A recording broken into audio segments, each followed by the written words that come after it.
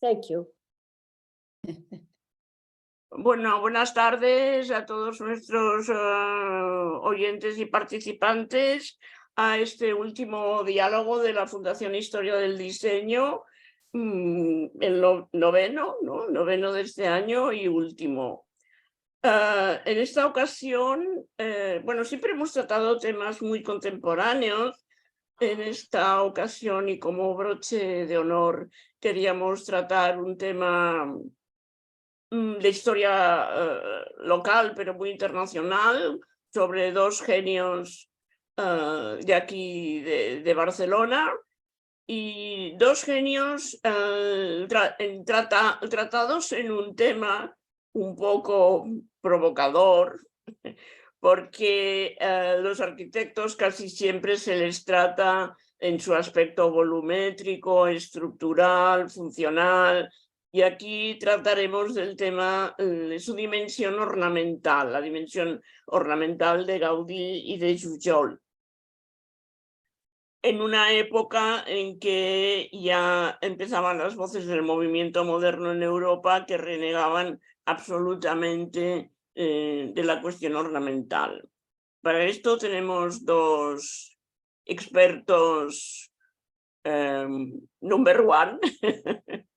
Tenemos dos expertos number one, que son Mireia Freixa, nuestra especialista más reconocida en modernismo, teniendo en cuenta que aquí llamamos modernismo al Art Nouveau, y que es catedrática emérita del Departamento de Historia del Arte de la Universidad de Barcelona.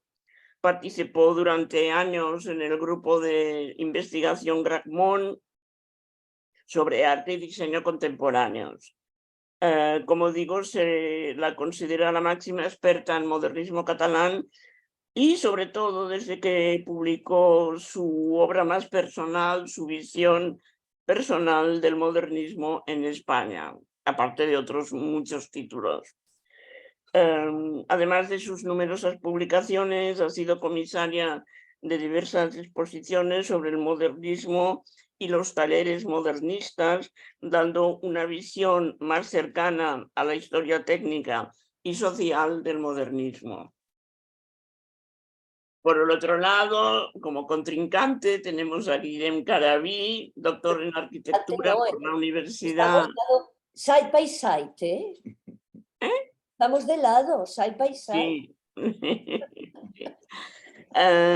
Doctor en arquitectura por la Universidad Internacional de Cataluña, profesor de Historia del Arte y la Arquitectura del Departamento de Teoría e Historia de la Escuela Técnica Superior de Arquitectura de Barcelona, de la Universidad Politécnica de Cataluña.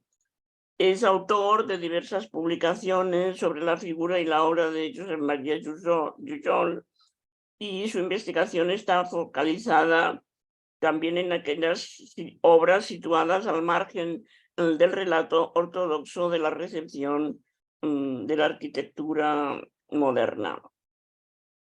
Él tratará de definir y situar el papel del ornamento en la obra de Jujol a través de su arquitectura, pero también a partir de sus textos. ¿Tenemos que hablar del ornamento o otra cosa, ¿no? ¿Qué puntos de contacto hubo entre Gaudí y Jujol? Y creo que antes de entrar aquí en el debate estábamos hablando de lo interesante que es la obra de estos dos arquitectos en su calidad de la piel de la arquitectura, ¿no? Que es un tema que no se trata mucho y que creo que es un tema central del ornamento. Así que vamos a compartir pantalla. ¿Quién empieza? Mireia, ¿empiezas tú? Aquí no? Aquí compartir i ara el poso gros, no? Aquí tiro mica més amunt y aquí. ¿Ya está? Sí. Perfecto, espera que tiro atrás. Bueno, aquí hemos partido un poco. La idea que tenemos es que vamos a hablar más o menos un cuarto de hora cada uno haciendo una presentación con un pequeño PowerPoint en el cual hablaremos de Gaudí y de Jujol. Tanto Guillem como yo nos hemos centrado en su pensamiento a partir de los textos y luego la segunda parte sería hacer el diálogo, ¿de acuerdo? Entonces yo por mi parte os comparto una bibliografía, primero los escritos de Gaudí, escritos y documentos, que es básico, una edición que se hace en el 2002 por Laura Mercader, porque allí está el texto sobre el que he estado trabajando esencialmente, que es el que hace Gaudí en 1878, que reflexiona sobre ornamentación. Una primera reflexión sobre esto, que fue la exposición Gaudí Art i Disseny, que veis aquí, era una exposición que hizo en La Pedrera en el 2002, en el que ya publiqué un artículo que de alguna manera sintetizaba la relación entre Viollet le Duc y Gaudí, que es lo que voy a desarrollar también en una parte de esta presentación.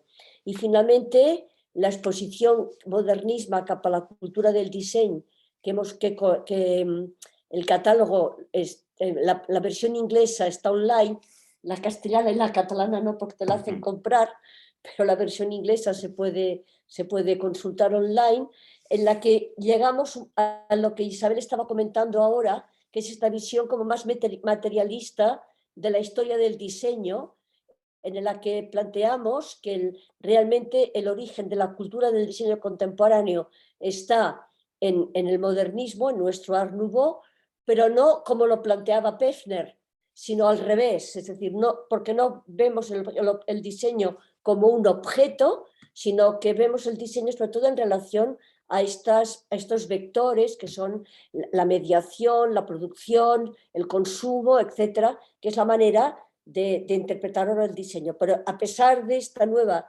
metodología, continuamos defendiendo que el modernismo sería la base del diseño. Entonces, yendo en concreto, y ahora yo al revés, yendo en concreto a Gaudí, publica un artículo en la Renascença sobre el diseño en 1881. Perdona, antes he hablado de un documento, en realidad son dos los que voy a trabajar. Un artículo que publica en el año 81 en el que hace una crítica a una exposición que ha habido en Barcelona en aquel momento sobre las artes aplicadas y decorativas, que hace una frase que es extraordinaria, que dice: dando la forma aplicada al uso y a los materiales. Dando la forma aplicada al uso y a los materiales. Y esta frase es una frase profundísimamente ecléctica, podríamos decir. Con lo cual veremos que la primera reflexión o las primeras reflexiones de Gaudí sobre el diseño, como también serían en el caso de Domènech i Muntaner, parten de una concepción de la arquitectura totalmente ecléctica. Y vamos a introducirnos en este concepto del eclecticismo, ¿de acuerdo? Esta idea, cuando él dice dar la forma apropiada al uso y a los materiales, la forma ha de seguir la función.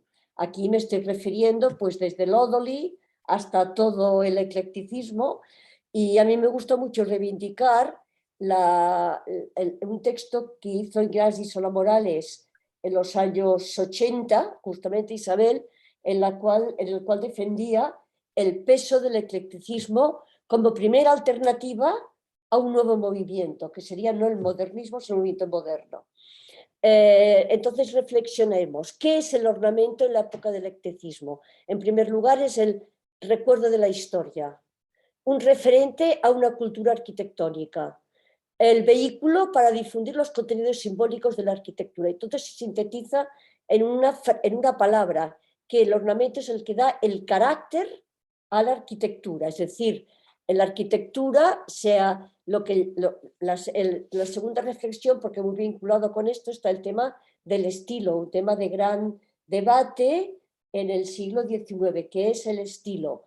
El estilo en gran parte depende de la ornamentación bien puesta, o sea, bien usada, siempre al servicio del uso y de los materiales. Esto, bueno, es la base ya de toda la arquitectura, desde Lodoli hasta los grandes teóricos del clasicismo, está en la base de todo. Y el carácter, este concepto de carácter, es lo que unifica toda esta idea. He puesto de ejemplo el Paraninfo de la Universidad de Barcelona, porque precisamente Roger, que es el arquitecto, cuando en la memoria de la universidad habla del carácter que tiene que dar a este edificio y dice que si el edificio ha de ser austero porque está dedicado a la enseñanza y el saber, tiene austeridad, dice que en el momento el Paraninfo tiene que tener todas las riquezas del momento, porque justamente el Paraninfo tiene que unificar todo esto, es toda la riqueza que tiene la sabiduría. O sea, una cosa es el esfuerzo para trabajar y otra cosa es la riqueza de la sabiduría. Por eso este carácter, esta riqueza que tiene el Paraninfo sería el carácter que tendría que tener esta parte de este edificio en relación con el resto, podríamos decir, de la universidad. Ay, y aquí, bueno, ¿qué hago? ¿Me pongo pequeñita o porque se está cortando la... Bueno, aquí decimos, la forma sigue la función. Hablamos este concepto, es decir, ahora aquí, aquí es el ornamento era en la época del eclecticismo y el ornamento será después del Art Nouveau. Será un elemento básico para la cultura del diseño, siguiendo Pechner, tal. Pero por otro lado, la negación del ornamento y todo lo que comporta negar el ornamento, que es un debate que merecería todo un curso sobre lo que es y el contra de, justamente la negación del ornamento es lo que abre las puertas a la modernidad. Y continuamos. Hace un momento he hablado del estilo, ¿no? Si el ornamento finalmente acabará siendo estilo. Son los referentes formales a la cultura arquitectónica. Y la diferencia que habría, esto ya es muy elemental, ¿no?, entre los estilos convencionales y lo que sería el eclecticismo, es que los modelos se convierten en plurales precisamente porque el símbolo, el mensaje, el carácter es plural. Esta es la razón por qué el ornamento tiene que ser, porque el estilo tiene que ser plural, porque los modelos tienen que ser plurales. Lo que ya hemos dicho, la finalidad de la arquitectura no es esconder su estructura, sino reforzarla integrando forma, técnica y función. Y un concepto que a mí me gusta mucho, que es el de codificación de la historia. Sí, cuando Serlio nos hablaba es decir, lo que hacía Serlio y Vignola era explicarnos los órdenes, ya estaban codificando los elementos básicos para que simplemente a partir de unas láminas tú pudieras reproducirlo. En el siglo XIX, con el eclecticismo, se hace un paso muy importante, que es codificar la historia con múltiples matices. Y esto sería, en el fondo, el eclecticismo. Bien, yo he puesto de ejemplo la Fourvière de Lyon, porque es una especie de neotodo, porque no es neogótico, sino que es un neotodo, y es una iglesia votiva, y estaba muy presente cuando Gaudí hizo la Sagrada Familia. Es decir, que es un punto de referencia básico. Y ahora ya una pequeña referencia a Viollet-le-Duc, porque yo creo que Viollet-le-Duc hay que interpretarlo bien, porque Viollet-le-Duc, leyendo los entretiens más que el diccionario, porque está claro que cuando uno ve los textos de Gaudí y de los Domènech y de los arquitectos del momento, los entretiens tuvieron una gran importancia. Los entretiens es una reflexión teórica en la cual finalmente en el año 77 dice, es importante las fechas, porque los entretiens se publican en el 77, Gaudí termina la carrera en el 78, y en el 78 es cuando empezará a hacer sus estudios de ornamentación, que ya está leyendo los entretiens que están recién publicados. Es decir, que realmente quien introduce Viollet es Roger, pero Roger hay una parte de Viollet que no acepta, porque es que en el caso de Viollet dice que el estilo es la inspiración, sometido a las leyes de la razón. En esto está de acuerdo con el eclecticismo, que por encima de todo está las leyes de la razón. Pero entonces este concepto de inspiración, con lo cual es una imaginación que está regulada por la razón. Este ideal que se aplica sobre un principio, como había dicho antes en el diccionario Raisonné, quiere decir que tan importante como el objeto en sí es el papel del artista, del diseñador, del arquitecto, que impone su propio estilo y que puede modificar este estilo codificado del eclecticismo. Y más que lo que dice Violet, es lo que Violet critica, porque Violet en su texto critica radicalmente Léonce Reynaud, que dice que primero es la época, después el hombre, lo que quiere decir claramente que lo primero es recorrer estos estilos codificados. Pero es que es interesante porque cuando se entretiene Violet critica a Léonce Reynaud, lo critica con nombres y apellidos y citando el libro, es decir, que me parece que eso es muy interesante, es decir, porque dice yo soy contrario a este señor, que este es un ecléctico convencional, lo que quiere decir que este espíritu, el que de alguna manera el concepto de estilo estará en el propio actor, es lo que mueve a Violet y lo que seguramente cogería Gaudí. Y luego generará que Gaudí tenga una visión tan activa, tan proactiva del concepto del ornamento. Bueno, abro y cierro un paréntesis. Hemos dicho claramente que el concepto de estilo está totalmente vinculado en este momento al ornamento, ¿no? Porque es el carácter de la arquitectura. Bueno, y ahora aquí ya lo que pensaba Gaudí, cuando en el cuaderno de notas, antes os he citado el texto de 1881, pero en su cuaderno de notas que está publicado por Laura Mercader, dice, propóngome hacer estudios serios de ornamentación. Y habla de la relación entre estructura y dice, para que un objeto sea altamente bello, su forma nada tenga de superfluo, sino que las condiciones materiales que lo hacen útil. Y esto está clarísimo que depende de Violet. Y además está en la base de Gaudí, porque, es decir, nada tenga de superfluo. Quiere decir que cuando él haga la fachada totalmente abarrocada de la Sagrada Familia, estará convencido que nada hay de superfluo.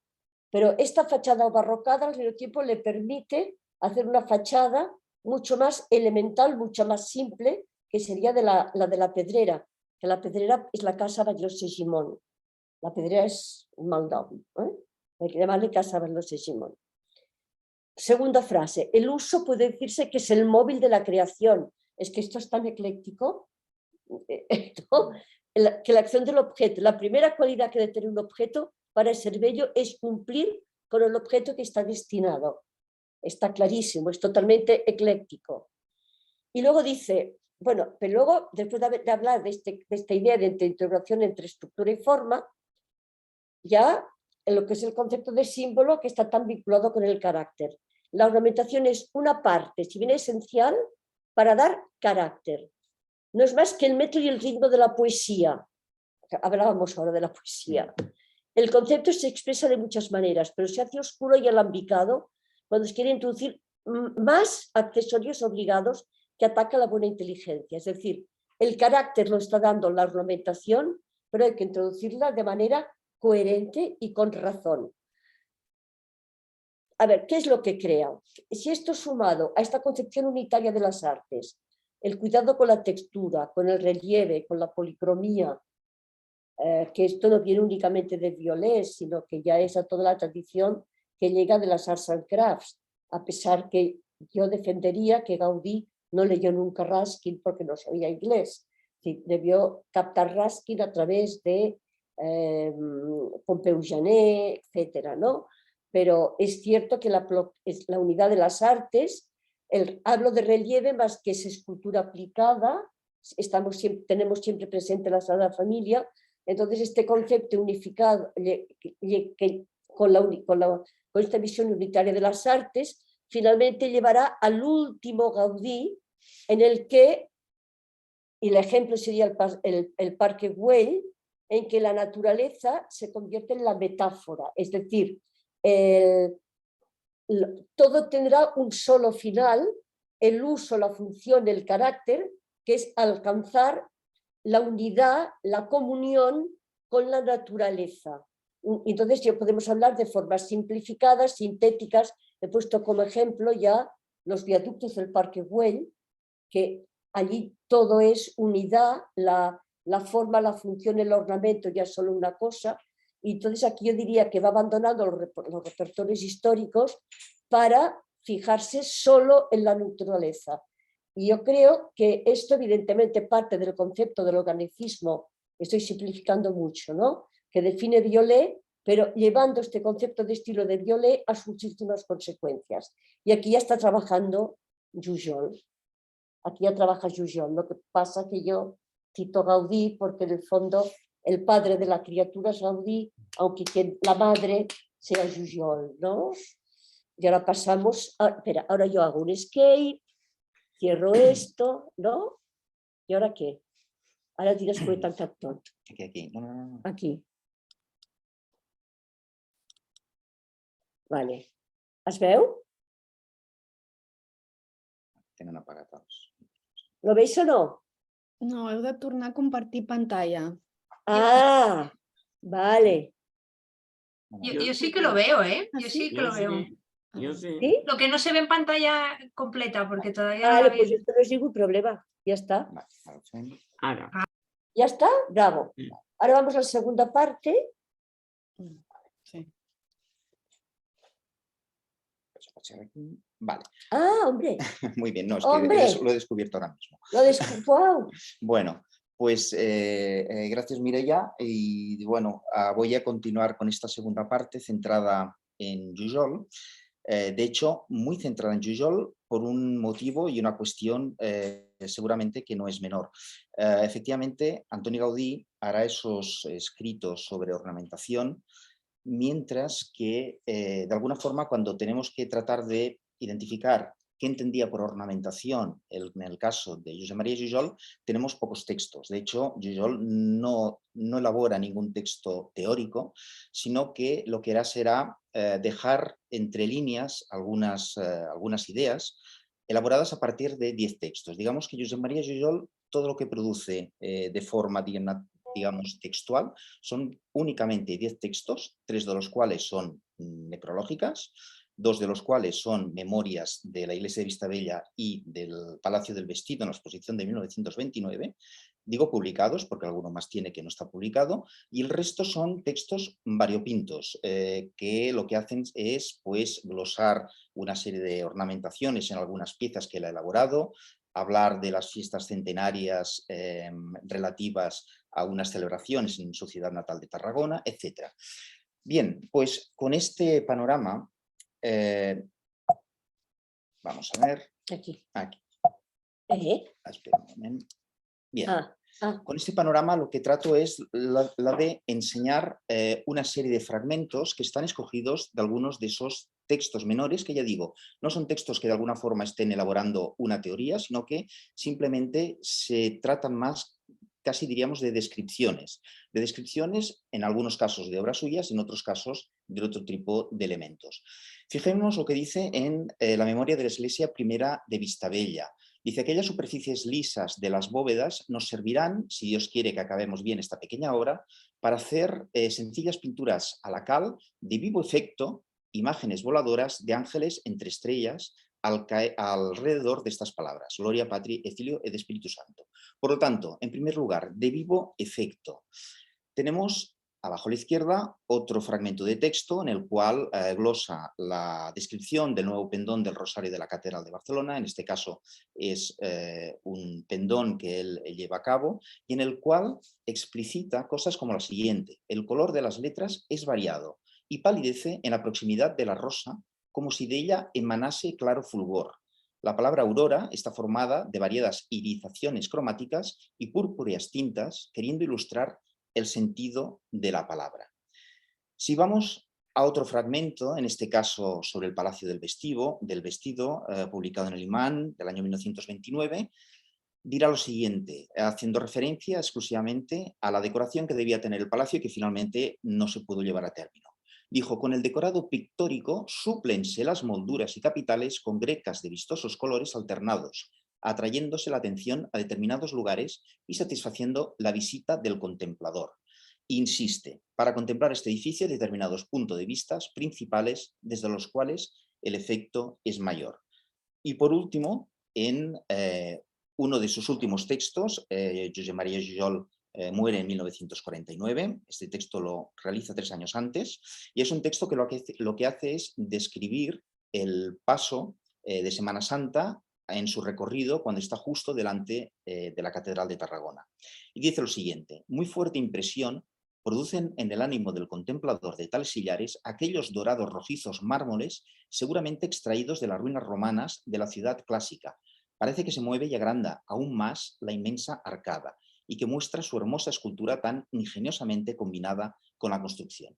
¿Qué es lo que hemos visto en estos fragmentos de textos? Básicamente lo que vemos es digamos, interés, esa voluntad de Josep Maria Jujol, porque ese ornamento, esos elementos que de alguna forma están intensificando la arquitectura, un pendón o cualquier otro tipo de elemento, lo que tienen que hacer es provocar algo en el ánimo del espectador. Es decir, son elementos que de alguna forma intensifican aquello sobre lo cual se están sucediendo.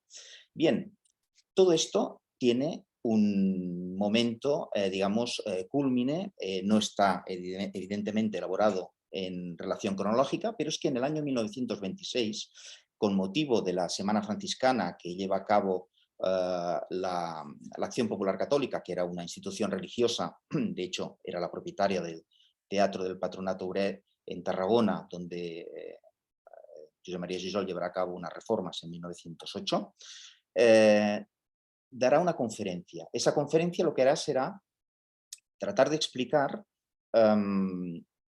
todas aquellas piezas arquitectónicas en las cuales tuvo presencia San Francisco de Asís en su peregrinaje desde Italia hasta Marruecos, pasando por la península ibérica. Lo que hará Josep Maria Jujol es, como dice en este fragmento de texto, como una corona de gloria son las obras que las artes plásticas le han ido entretejiendo y como piedras preciosas de ellas explicaremos unas cuantas que son de elevado interés. ¿Cómo titula Josep Maria Jujol esta conferencia? Pues la titula de Plástica Franciscana. Es decir, vemos por primera vez un adjetivo, una manera de clarificar su, digamos, discurso oral a través de la plástica. Por lo tanto, de alguna forma, la ornamentación está muy vinculada a la idea de plástica en Jujol. Pero, ¿qué entendemos por plástica? Si vamos al diccionario, la primera vez que aparece la palabra plástica es en el diccionario castellano con las voces de Ciencias y Artes de Esteban de Terreros y Pando. Esto sucede en el año 1787, siglo XVIII, y en el cual el término plástica se define como virtud plastique. Los filósofos antiguos y algunos médicos entendieron por virtud plástica, una voz que siempre va acompañada de la palabra virtud, aquella con la que imaginaron que el alma era la que formaba o fabricaba su cuerpo. También entendían que Dios había dado al útero de la hembra cierta virtud plástica para formar el feto. Evidentemente hay esas relaciones siempre elaboradas a través de la tradición judeocristiana tan, digamos, enraizada en la cultura española. Pero es que si después acudimos a otros diccionarios, como es el Alcubé Moll en Cataluña, esa, digamos, concepción plástica de algo que es maleable continuará de alguna forma prácticamente hasta principios mediados del siglo XX. ¿Dónde hay que encontrar, dónde hay que buscar un cambio en esta definición de la definición de la palabra plástica? Pues hay que ir hacia Ámsterdam, hacia Theo van Doesburg, uno de los principales autores de las vanguardias centroeuropeas, y en las cuales, por primera vez en el año 1917, dará una voz distinta a la palabra plástica. Y dirá, cuando hablamos de plástica, hablamos de plástica, plasticismo, plástico, etc. Y lo que dirá Theo van Doesburg será lo siguiente: plasticismo es hacer visible una forma o color en relación con el espacio y con otra forma o color. Esto lo dirá en 1917, lo llevaba estudiando desde hacía un par o tres de años, desde 1915, pero lo que nos interesa es que de alguna manera son estos dos polos, estas dos, digamos, estos dos límites entre los cuales se va a mover Jujol a la hora de hacer, o en buena parte a la hora de elaborar su ornamentación en su obra tanto artística como arquitectónica.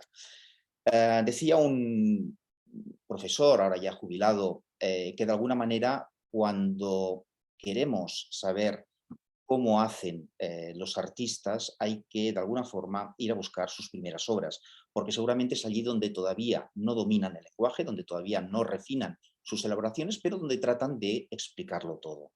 Bien, pues una de esas primeras obras de Josep Maria Jujol es en 1908, pensemos que se licencia en 1906, y esa primera operación de ornamentación la va a llevar a cabo en el interior de la iglesia de Alcover, una iglesia situada en el Alcamp, en Tarragona, y en la cual elaborará pues, una serie de ornamentación para festejar que el obispo de Alcover, el prelado de Alcover, es llamado a Salamanca para ejercer de obispo.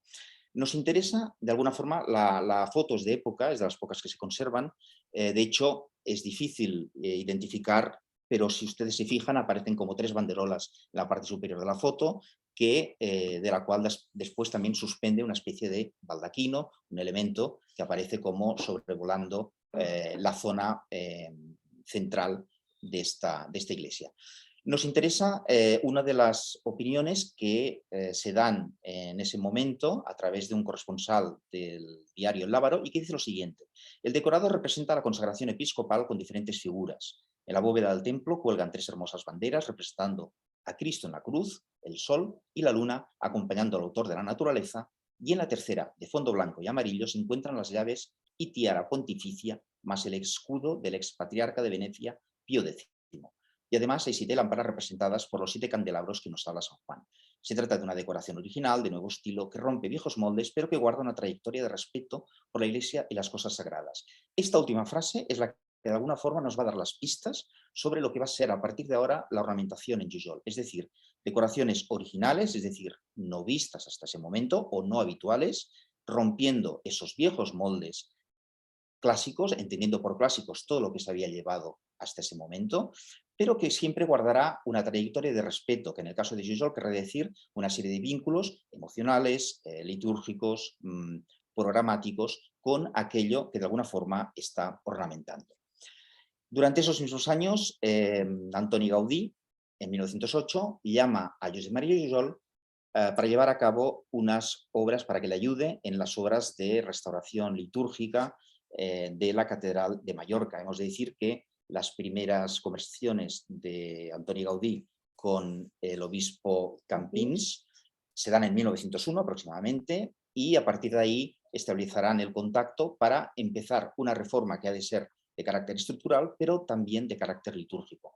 Durante esos años, hasta 1908, de 1904 a 1908, Mireia me corregirá si equivoco alguna fecha, Gaudí trabaja con Joan Rubió i Bellver, que de alguna manera le asiste en toda una serie de trabajos que tienen que ver con reparaciones estructurales, pero también temas eléctricos, temas de mobiliario, etcétera, etcétera.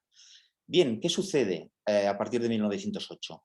Uno de los temas principales era el traslado del coro, un coro gótico que estaba situado en medio de la catedral y que por lo tanto no permitía seguir con demasiada facilidad, digamos, las ceremonias a los fieles. Bien, ese coro se traslada y a partir de ese momento van a empezar una serie de exploraciones espaciales que van a tener como protagonistas a Antoni Gaudí y a Josep Maria Jujol.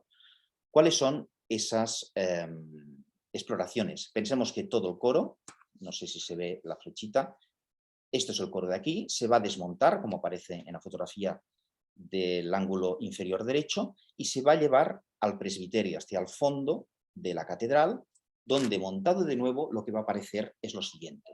Todos estos espaldares son los espaldares que ya existían, evidentemente decorados y transformados por Josep Maria Jujol, y en la parte superior aparecerán toda una serie de elementos ornamentales que lo que van a hacer básicamente y fundamentalmente va a ser dotar de luz al centro de la catedral. Evidentemente también había un proyecto para incorporar toda una serie de iluminación eléctrica en el interior de la catedral. Pero este traslado del coro y esta, digamos, decoración mural del ábside de la catedral va a incorporar todo un estallido de colores y reflejos, obra de Josep Maria Jujol. ¿Qué es lo que está haciendo Josep Maria Jujol? Pues básicamente elaborar 53 escudos, escudos papales, escudos pintados al esmalte, y que de alguna forma van a estar en el límite entre esos dos términos habituales en la historia del arte, como es la figuración y la abstracción. Todos y cada uno de los motivos que está pintando Josep Maria Jujol están basados en sellos y documentos papales, pero transformados a partir de una definición de color y de forma que la va a, digamos, acercar o aproximar hacia esta idea de la abstracción. Todo esto está sucediendo en el año 1908-1914, en esos 4 años. Y estos son los espaldares que se desmontan del coro de la catedral y que se llevan contra las paredes del ábside. ¿Y qué va a hacer Jujol en estos espaldares para dotarlos de una nueva vida, de un nuevo color? Pues básicamente lo que va a hacer es pintar, pero además arrojar contra esos espaldares cubos de pintura que después va a chorrear, que va a gotear.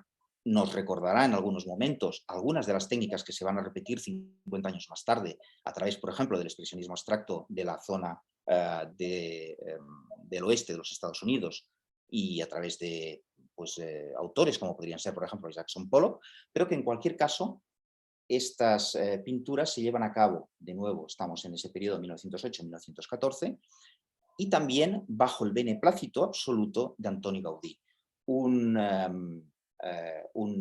joven religioso que estaba asistiendo al obispo Campins y que de alguna forma tomará nota y llevará a cabo toda una serie de notas sobre esta operación, reflejará cada una de las digamos, reacciones de Antoni Gaudí y siempre irá diciendo que efectivamente Gaudí se lo miraba desde 3 o 4 sillas digamos, de la iglesia, y que de vez en cuando Josep Maria Jujol se giraba y Antoni Gaudí le decía: adelante, siga usted, señor Jujol, siga usted. Imagínense ustedes, por lo tanto, la complicidad expresa que había entre Jujol y Gaudí. Bien, la producción de rotulación en Josep Maria Jujol la llevará también a sus clases en la Escuela de Arquitectura de Barcelona. Todo esto son dibujos, todo esto son elementos que dibujaban sus alumnos y sobre los cuales Josep Maria Jujol incorporaba toda esta rotulación que acababa básicamente dejando el dibujo del alumno en segundo plano para tomar fuerza a partir de estas letras góticas, barrocas, románicas. Lo iba mezclando todo, pero que en cualquier caso cuyo objetivo final era efectivamente esta idea de expresión de color y de geometría en la rotulación que llevaba a cabo.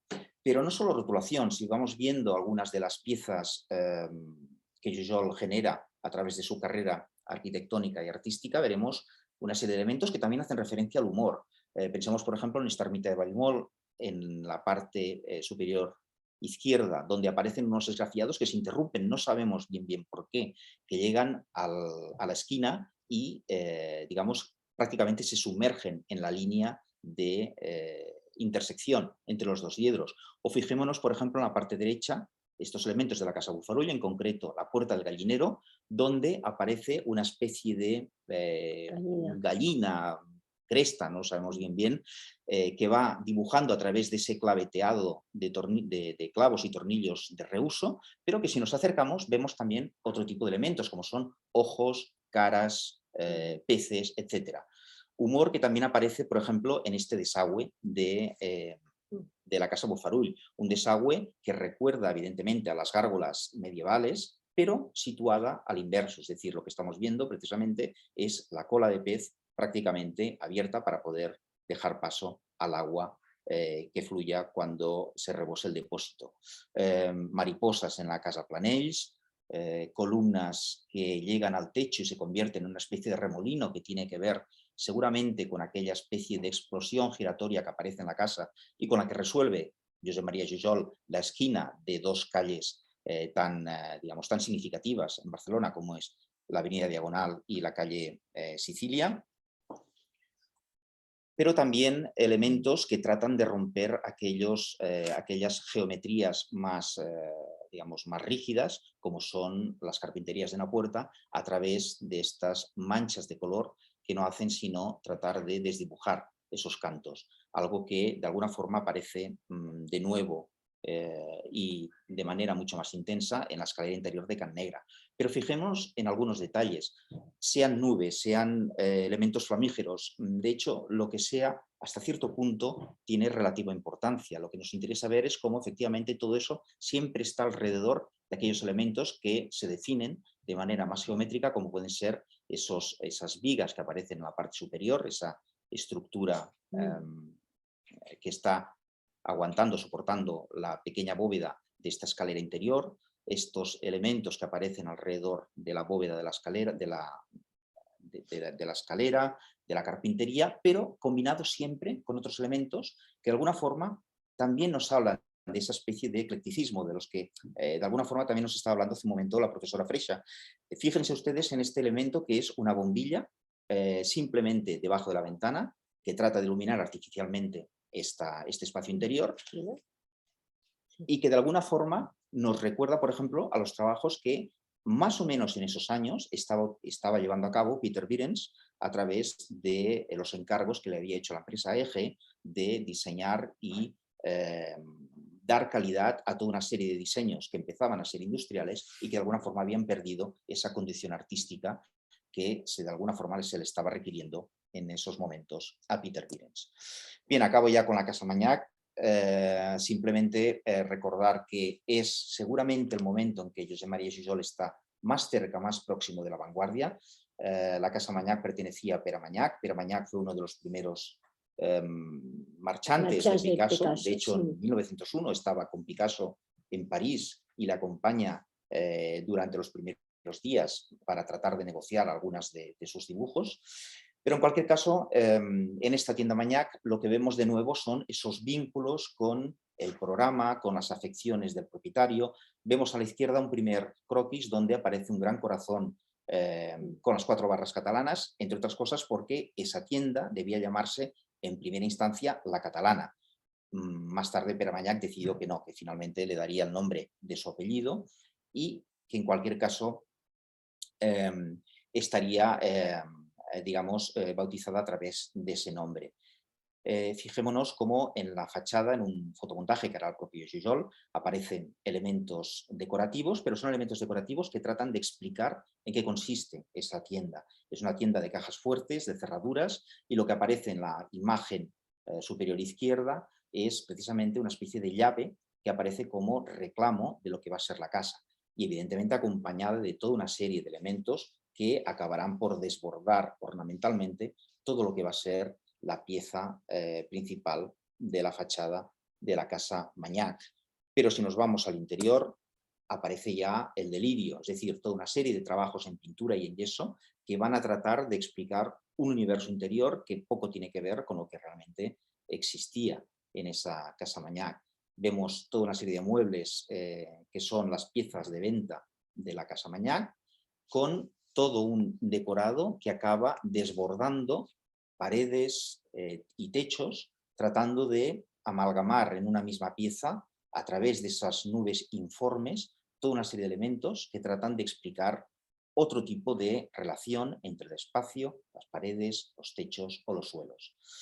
Bien, pues todo ello de alguna forma nos acerca a Josep Maria Jujol a esas vanguardias. Pensemos que la diferencia de edad con Antoni Gaudí es prácticamente de 24 o 25 años, si no recuerdo mal, y que de alguna forma también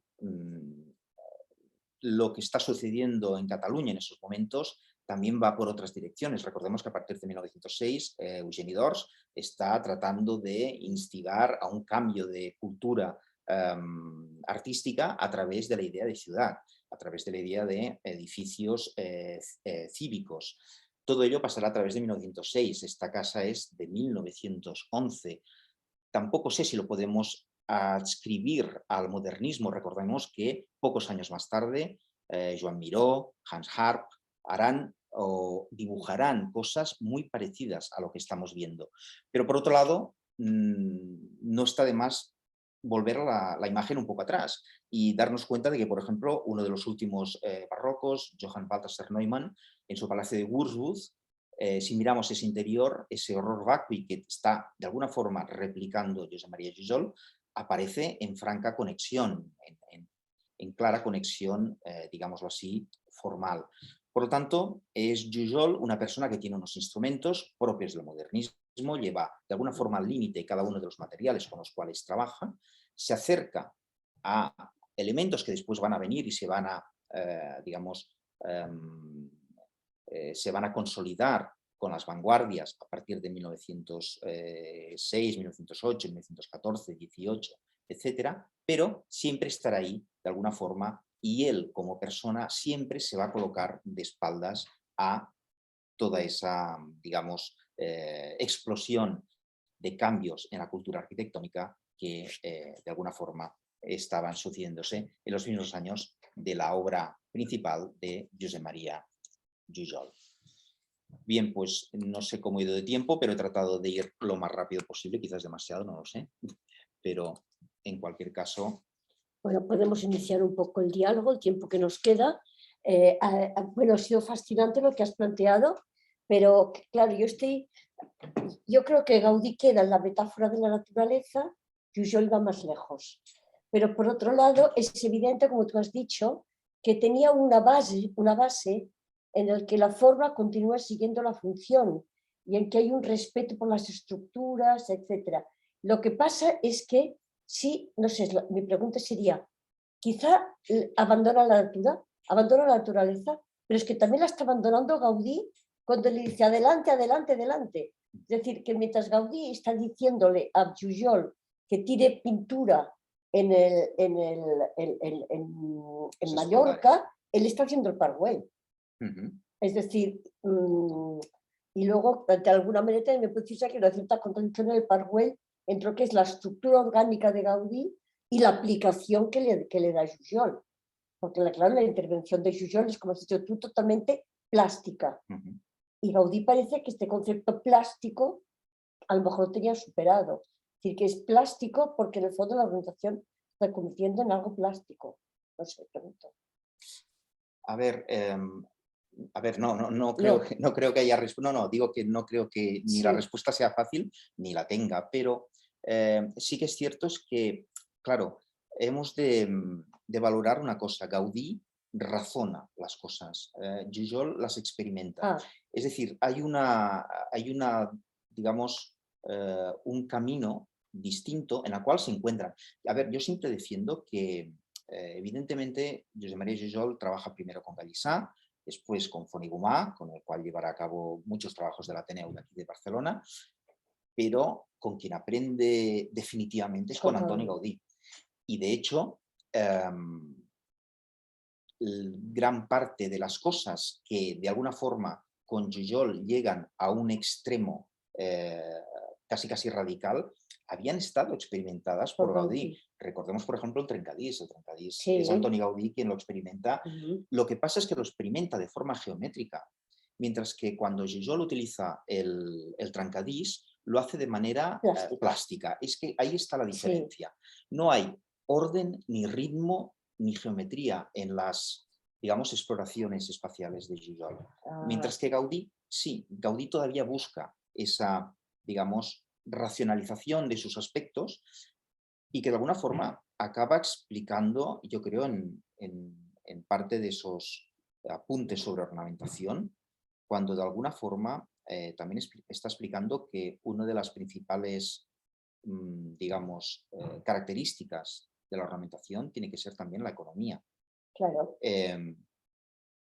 Yo nunca hablará de economía. Claro, la economía, ya habla de la economía, pero también de la economía, bueno, llamémosle decorativa.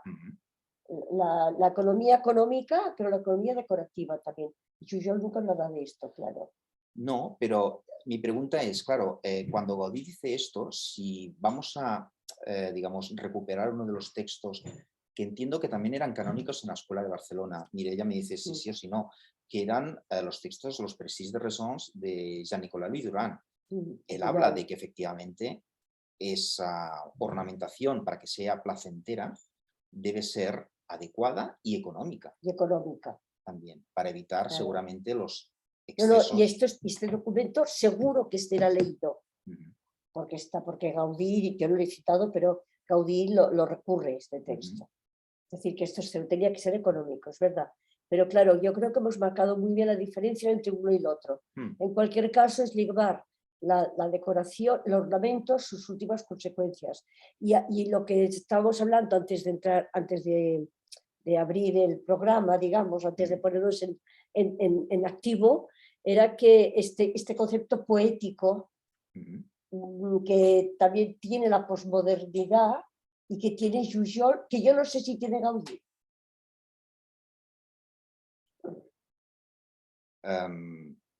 Bueno, vamos a ver. Desde el momento en que Gaudí racionaliza ese ornamento y lo enlaza con sus estructuras, con su, digamos, desarrollo arquitectónico, yo creo que es limitación, es virtud y limitación al mismo Virtud tiempo. y limitación. Yo entiendo que Jujol, he hecho un Sí, acrónimo entre los dos. Sí. Yo creo que Jujol es seguramente en este sentido mucho más explorativo porque no tiene esa limitación. Claro. Porque además llega No en un tiene esta momento, limitación, no tiene esta limitación, tiene Gaudí. claro, además llega en un momento en que el modernismo está prácticamente, se Sí. producen algunas piezas puntuales, Mm. pero como tendencia está, digamos, en Está sus acabado. estertores. Y Jujol continúa. Y lo que más me sorprende es que está de espaldas a la vanguardia y es la persona que mejor capta la vanguardia en el momento. Es una contradicción espectacular esta.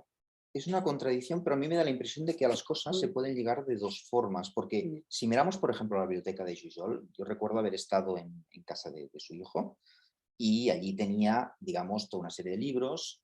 Claro, yo confío en las palabras que me dijo, estos son los libros que tenía mi padre. Evidentemente muchos de esos libros eran heredados a su vez de su padre, pero entre los libros, todo lo que había eran libros religiosos. La vida de Juana de Arco, los tomos, 3 o 4 volúmenes de la Biblia de distintas ediciones, San Francisco de Sales. Es decir, todos los libros que teóricamente él guardaba en su biblioteca y utilizaba, excepto alguno de carpintería cuando entra a trabajar en la escuela del trabajo para poder dar sus clases, todos son de temática espiritual o religiosa. Que seguramente era en la línea de los libros de Gaudí también. Claro, eso es lo que yo no sé. Claro, lo de Gaudí no se conserva nada, pero Gaudí parece que esencialmente su biblioteca era sobre todo libros religiosos, porque para él la liturgia era importantísima. Pero entonces la impresión que tenemos es que Gaudí racionaliza la liturgia para poder llevar a cabo sus proyectos, Y Jujol no. mientras que Jujol lo que hace es dar una especie de explosión plástica, siempre de alguna forma en relación a aspectos religiosos, porque la mayoría, incluso en sus edificios civiles, siempre aparece la cruz, siempre aparece el Ave María, siempre aparecen sus afinidades marianas, que después comparte con muchos. En el Parque Güell está clarísimo. En el Parque Güell, por claro, ejemplo. la oración a María. Claro.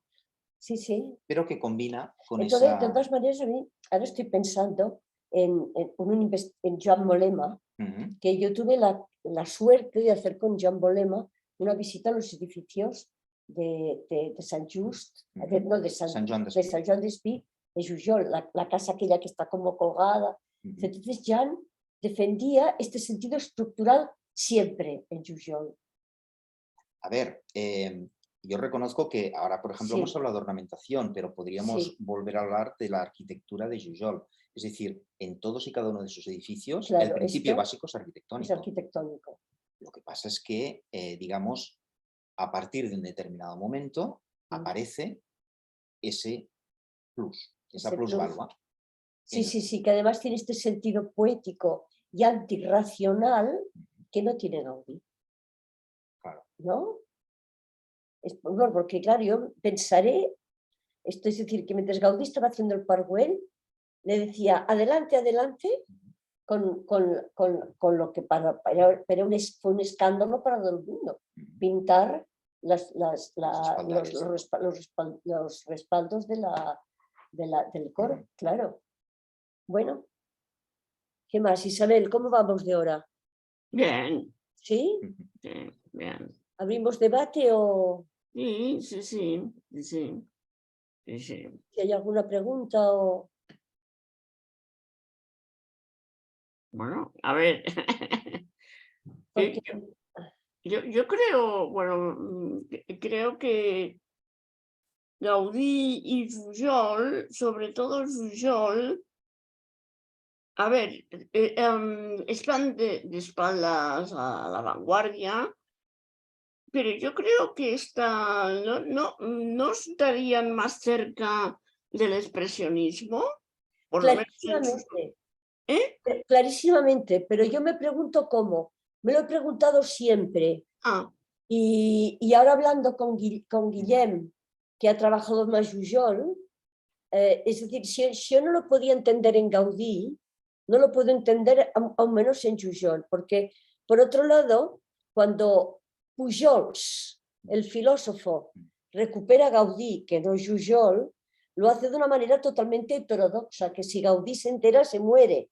Es decir, la relectura, por ejemplo, que Dalí, Pujols, Dalí, hace de Gaudí, es totalmente contradictoria, pero es que seguramente Pujols no conocía a Pujol, porque si lo hubiera conocido, se hubiera quedado loco. Porque claro, es que lo que está haciendo Pujol en la Casa Mañac es una cosa que es antes del año 17, cuando hay esta eclosión de vanguardia en Barcelona, y él se lo está haciendo él solito, porque ¿qué ha visto? A ver, hay una pista muy lejana, que es que en una de las, digamos, de las declaraciones que se recogen en prensa de época, hay un momento en que Pujol define su propia obra como prehistórica. A mí siempre me ha llamado la atención por qué elige la palabra prehistórica. Y que de hecho, de alguna forma, enlaza también con aquella, digamos, vuelta a los orígenes que van a buscar las vanguardias, con determinado tipo de pintura que tiene que ver con esas, digamos, con esos descubrimientos de civilizaciones lejanas, digamos, para romper con aquella trayectoria que hasta ese momento había tenido el mundo del arte y que ellos rompen, aunque no sea del todo tan cierto que rompen de cero, sino que llevan a cabo a través de pequeños vínculos que después transforman a su manera. Pero en cualquier caso es una evolución de la propia forma que evoluciona con la propia forma. Porque en el caso de Gaudí está claro que de alguna manera hay una reflexión teórica que lo lleva a hacer los viaductos, los muros de contención con estas formas que luego Rubiol estudia también, y luego todo esto finalmente, para mí lo importante en el caso de Gaudí es la metáfora de identificación con la naturaleza y crear algo que se identifique con la naturaleza, es decir, convertirse en un demiurgo, en una persona que, como un sacerdote que conecta a Dios con la naturaleza. Pues en el caso de John es que es otra cosa, es com diuen els joves, va a su boda. Es decir, es su propia creatividad que le está generando esto. Yo de todas maneras, y esto es un tema que es muy es polémico y yo creo que hay que profundizar en ello, lo que pasa es que es difícil, que es precisamente Pujol mira cosas. Pujol, el único viaje... Pero no conocía a Miró, por ejemplo. No. Parece ser que de pequeñito Miró pasó por delante de la Casa Mañac, pero evidentemente ni se conocían. Ni se conocían, ni... Pero no, lo que quiero decir es, me cuesta pensar en la creatividad desde el encierro absoluto de un personaje. Pujol es verdad que miraba pocas cosas, dicen que en la biblioteca del Ateneu se inflaba a mirar, de todo. digamos, imágenes de otras arquitecturas. Hace el único viaje que lleva a cabo es en 1928, cuando se va a Roma de viaje de novios con su esposa. Pero claro, a Roma no iba a ver las vanguardias. No, a Roma irá a ver el barroco.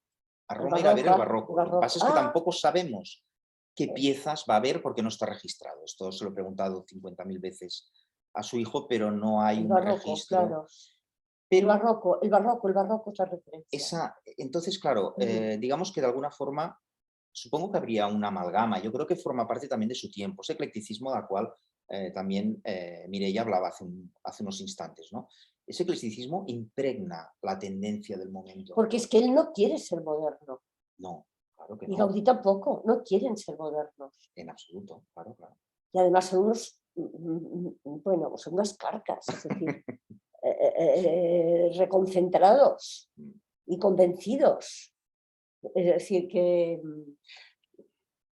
Pero Mireia, me dices que quieren ser modernos, porque nosotros entendemos la modernidad de una determinada manera ahora al cabo de 100 años. No quieren ser vanguardistas, pero quizá querían ser modernos. Exacto. ¿No? Sería una manera. Porque Claro, cuando tú buscas una relación con Pujol, no es Picasso ni el cubismo, es el expresionismo, el dadaísmo, cosas que él ni idea. No, en absoluto. Ni idea, es una evolución paralela, inconsciente. Lo que pasa que es verdad, son modernos pero no vanguardistas. Disculpar que os interrumpa, pero Alfonso tenía una pregunta, ¿no?, que está relacionada con el debate que estáis teniendo. No sé si tú mismo la quieres plantear, Alfonso, pero era precisamente sobre la relación del uso de esta abstracción en Jujol y la falta de conexión con las vanguardias. No sé, Alfonso, si tú mismo quieres exponer más desarrollo. Bueno, casi que se está respondiendo ahora en el debate, ¿no? Sí, ¿verdad? Yo digo, voy a interrumpir. La pregunta es el cómo, ¿no? A mí me está sorprendiendo mucho cómo se llega a esa, por parte de Jujol, a esa especie de concepción del abstracto pura, sin ninguna conexión con las vanguardias. Yo estoy también de acuerdo con vosotros en que seguramente ningún interés, ¿no? Pero llega allí. Claro, un tipo que está hablando de San Francisco y de, Y de Santa Teresa y de Santa Teresa de Jesús. Sí. Lo cual, de alguna forma, seguramente nos da ciertos indicios de que llega a determinadas exploraciones abstractas precisamente por su absoluto desconocimiento de que aquellas exploraciones son abstractas. Y para él, a lo mejor, es lo más concreto de las exploraciones. Ahí está, yo creo, el punto que tiene que ver con una seguramente excesiva racionalización de las cosas que llevan a cabo los artistas contra la propia definición plástica que tenemos al ver sus obras. ¿Cómo llega? Llega a través de única y exclusivamente poner un color al lado de otro, una forma al lado de otra y estilizar. Estilizar. La estilización, que esto lo hace Violet. Y los barrocos. Y los barrocos. Y los barrocos. Tenemos más preguntas aquí, pero yo no las leo. ¿Tú las lees? El ornamento es abstracto, ¿no? ¿O las lees tú? Sí. Os las leo si queréis. Planteaba también Neus Moyano otro tema que le parecía interesante, la conexión con el rococó de Baviera que habéis planteado, y el rococó de la Wieskirche, no sé si lo he pronunciado bien, Wieskirche, por ejemplo, tiene también una función estructural de control de la luz. Però Neus, tu mateixa, si vols pronunciar l'alemany correctament, pero sí, habéis enseñado imágenes, ¿no?, sobre este aspecto del control de la luz también, ¿no? Pero a mí me parece que tanto Mireia como yo, o sea, por caminos distintos, pero llegamos a un punto en común en el que el ornamento no es el ornamento per se, sino que está vinculado de una forma u otra a cuestiones ya sean de piel del edificio, ya sean estructurales, ya sean simbólicas, ya sean poéticas. Es decir, de hecho, y ahora estaba recordando, no sé si es, y volvía otra vez a Jean-Nicolas Durán, que en algún momento dice, no, Domenico Montané. Domenico Montané, por ejemplo, se opone en algunos epígonos del modernismo cuando ve un árbol con una columna con forma de árbol. Se pone, se sube por las paredes, dicho de una forma muy casolana. Coloquial. Muy coloquial. Es decir, no admite que una columna, que es un elemento estructural, puede tener adornos, pero no puede tener la forma de un árbol. Y en alguna ocasión deja escrito de qué quiere decir que alguien hace una columna con forma de árbol. Esto de alguna forma también está pasando en este tipo de ornamentación. Aparecen cuestiones que o ponen en valor algunos elementos de, digamos, de la forma geométrica del edificio o de allí donde se aplica, o trata precisamente de anularla, pero siempre va o a favor o en contra. No aparece como una cosa, digamos, añadida. Yo creo que esta es la diferencia y sobre todo en Jujol siempre aparece una narrativa detrás de ese ornamento. Vale, y cuando hablas de narrativa estás hablando de símbolo, Sí, de claro, carácter. de carácter, De sí. carácter de la arquitectura, que es algo que ellos no Ujú. olvidan. Y luego la relación con el rococó es evidente, porque el rococó es el extra barroco, Ujú. pero es que ya el Art Nouveau ya lo es. Es decir, el Art Nouveau francés tiene una relación clarísima con el es decir, no es un lenguaje que le sea extraño, Ujú. es evidente. Yo creo que la Sí. línea está por ahí. Luego habría otra, os preguntan la opinión, Julio Vives, que no puede poner la cámara, pero que nos está siguiendo. ¿Qué opináis de la sedicente Sala Jujol de la Casa Batlló? ¿Cuál es la sala Jujol? La sedicente Sala Jujol, darnos más datos. Es la que está, esta que han hecho al final, que es una doble... Julio, necesitamos más información. Los que estamos en Barcelona no sabemos cuál es la Sala Jujol. Espera que me lo miro. Sala Jujol, Casa Es una Batlló. doble estancia en la primera planta, La doble instancia, vale, de acuerdo, perfecto. hiperornamentada. Hiperornamentada, sí. No, es que no es una sala Jujol, No. ellos la han nombrado.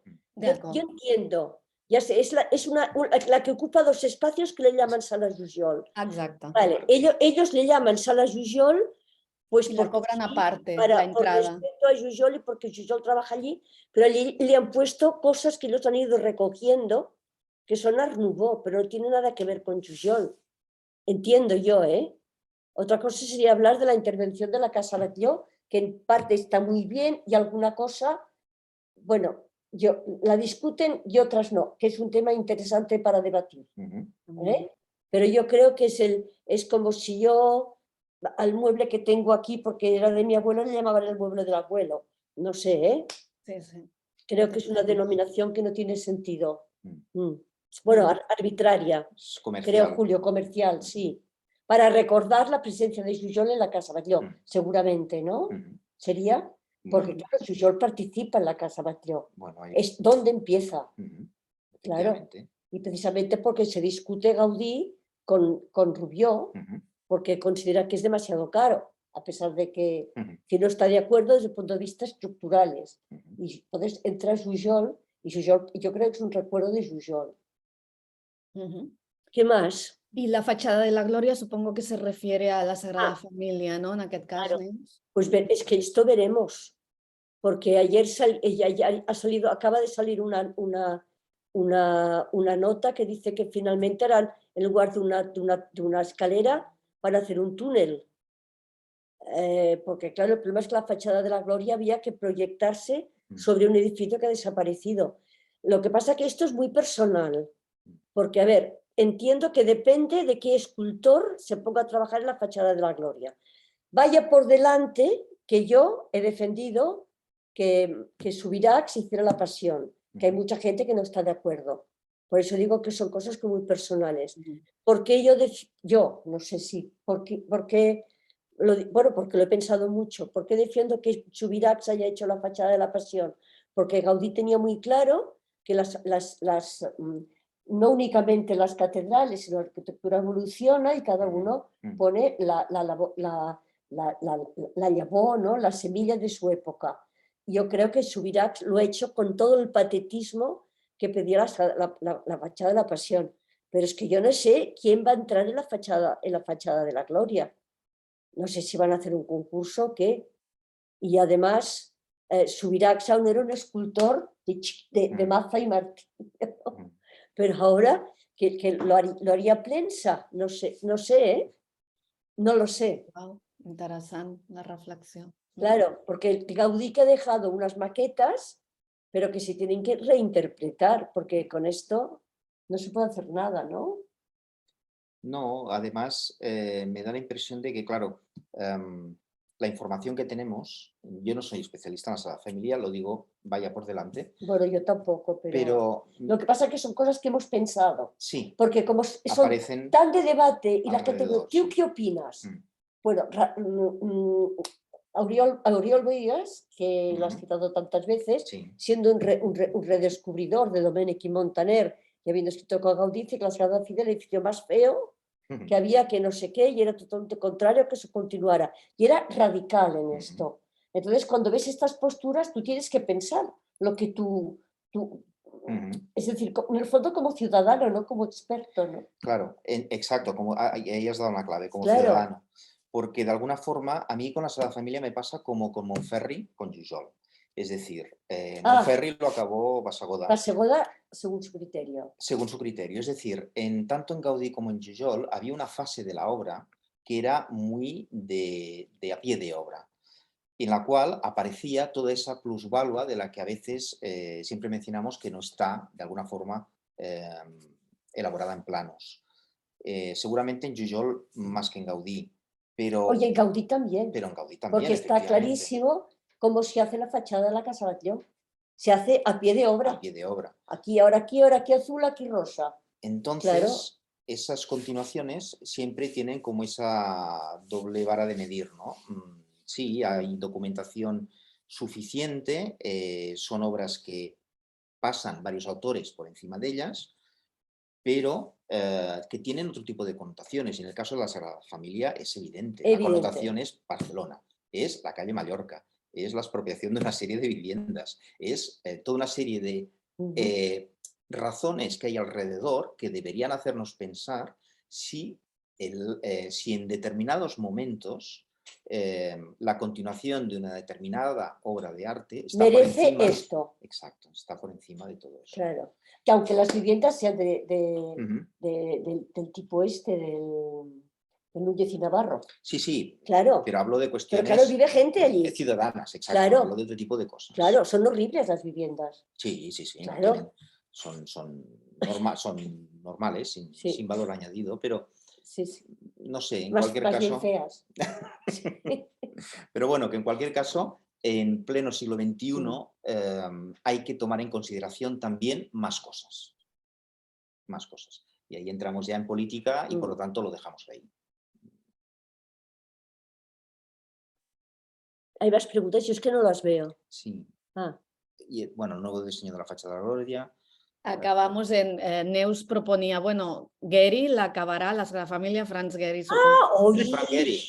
que también, tal como estáis hablando, Núñez y Navarro, pues haría Pero unos Frank Gehry también aportaciones, ¿no?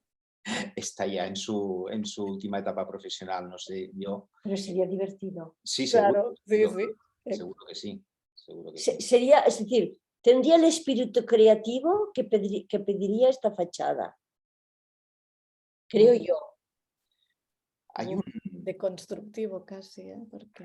hay un concepto que también está todo el rato por encima, por el aire en esta discusión, que tiene que ver con Alois Riegel, el primero que intentó sistematizar la idea del ornamento y del monumento, y que él llamaba el Kunstwollen, que era alguien que La voluntad artística. La voluntad del artista, exacto, la voluntad del arte.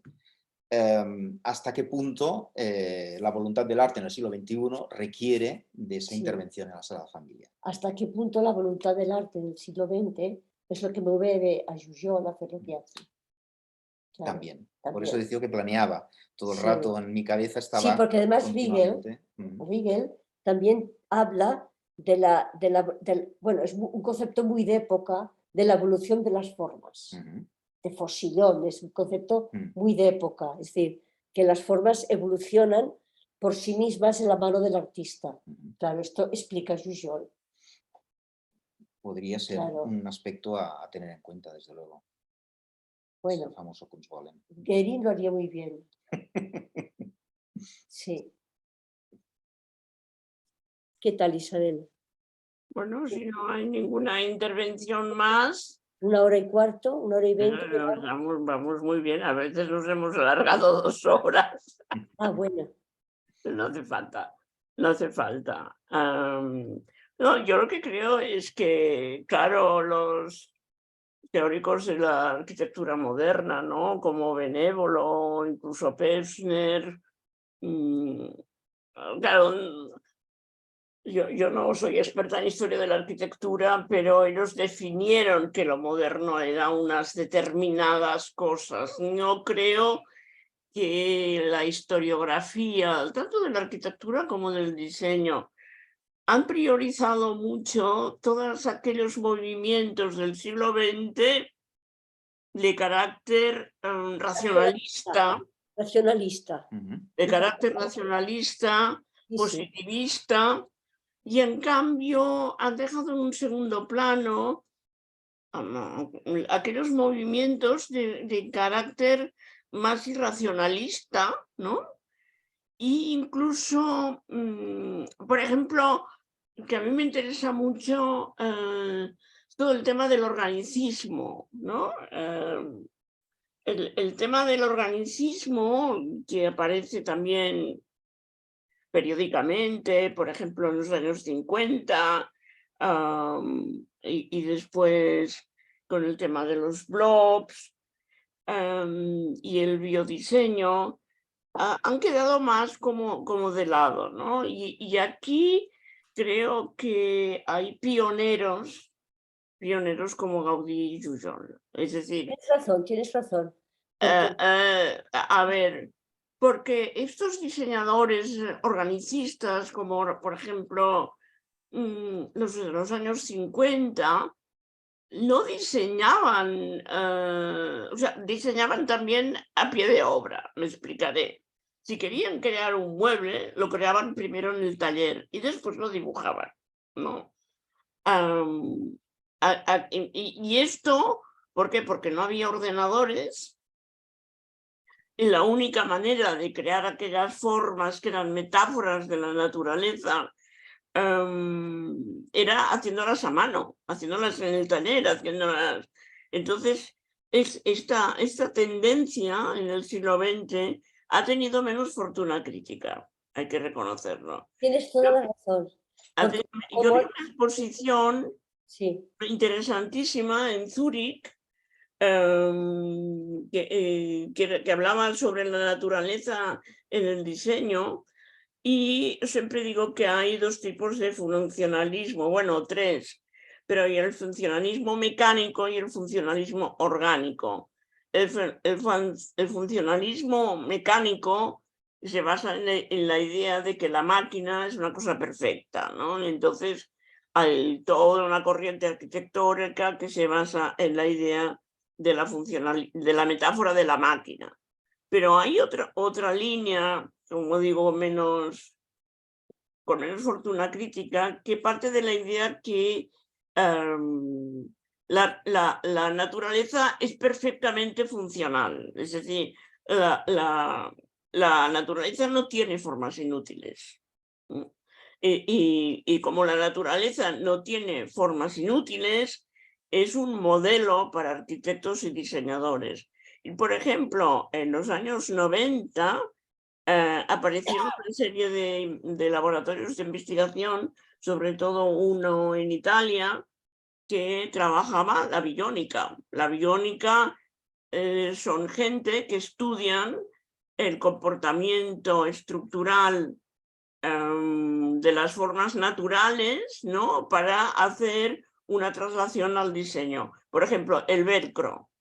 El velcro está inspirado en unas semillas que se enganchan, ¿sabéis? Aquellas semillas que cuando vais al campo se os quedan enganchadas, en el jersey, no hay manera de quitarlas, ¿no? Entonces, la biónica estudia estas estructuras de la naturaleza para trasladarlas al diseño. Entonces, yo veo que, como digo, hay una línea de pensamiento que esta exposición de Zúrich mostraba muy bien de que hay un funcionalismo orgánico. Y el Gaudí para mí es un ejemplo clarísimo. Es decir, Gaudí entiende que la forma sigue la función, ¿de acuerdo? Pero que es la naturaleza que hace esto perfectamente. Sobre todo era el último Gaudí. ¿Eh? Es decir, es el último Gaudí. El Sí, último Gaudí que prescinde ya de la codificación de la historia claro. y se versa sobre la naturaleza. De todas maneras, en la idea genérica estoy totalmente de acuerdo. Es cierto que ha habido una corriente, que lo hemos estado comentando antes de abrir el debate, que una corriente que ha silenciado, historiográfica, que ha silenciado esta línea de la evolución plástica arquitectónica del diseño del siglo XX. Y posiblemente ahora que se recupera tanto la sostenibilidad, los materiales tal, etcétera, esto se recuperará a lo mejor. Porque es decir, ahora qué es lo que está en la vanguardia de la arquitectura, utilizar la sostenibilidad, si la madera, si la no sé qué, si la luz orgánica, bueno, si la luz que entra no sé cómo. Ahora el nuevo mantra es básicamente que los edificios tengan el mínimo coste energético. El mínimo coste energético. Después todo esto produce derivadas, digamos, que podrían entrar en crisis rápidamente, pero efectivamente hay una tendencia que yo creo que es por una cuestión de necesidad. Al final, Claro, seguramente las claro. inercias se consolidan por necesidad. Porque la posmodernidad es una época de lujo, de exceso. En cambio, ahora, claro. ¿no? Pero yo pensaba ahora Sí. que decía Isabel el tema del funcionalismo orgánico, ahora me estaba acordando, por ejemplo, de otro personaje, Alvar Aalto. Alvar Aalto es uno de los primeros arquitectos, digamos, que de alguna forma incorpora la idea de tradición, la idea de naturaleza en sus edificios, pero siempre respetando una consigna muy clara, que es la de que el edificio ha de ser funcional. Y que le hacen troncar a cosas que había estudiado años antes, Frank Lloyd Wright, en el otro lado del Atlántico. Es decir, que se van produciendo epígonos y que yo creo que llegan a determinado tipo de, digamos, de maneras de hacer por caminos distintos. Y esto es lo que de alguna forma enlazaba un poco con lo que hemos iniciado el debate de Gaudí-Jujol, ¿no?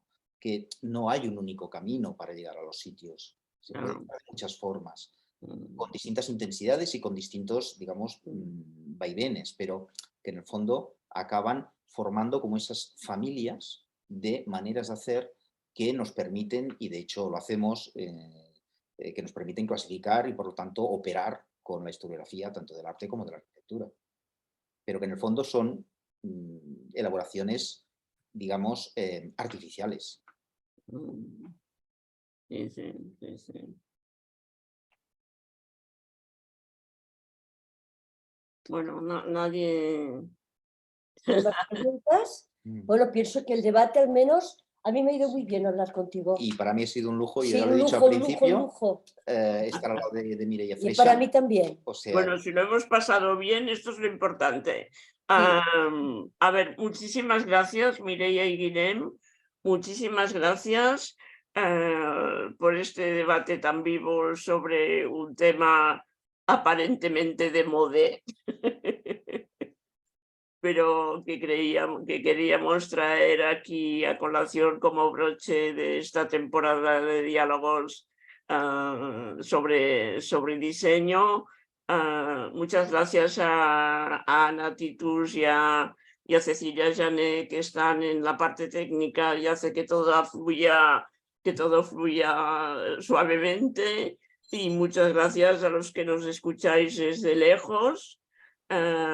Y esperamos veros la próxima temporada. Ahora estamos empezando la programación y bueno, muchísimas gracias a todos, ha sido muy gratificante y se pueden, en nuestra página web, en el apartado de formación, se pueden recuperar todos los diálogos que hemos tenido este año.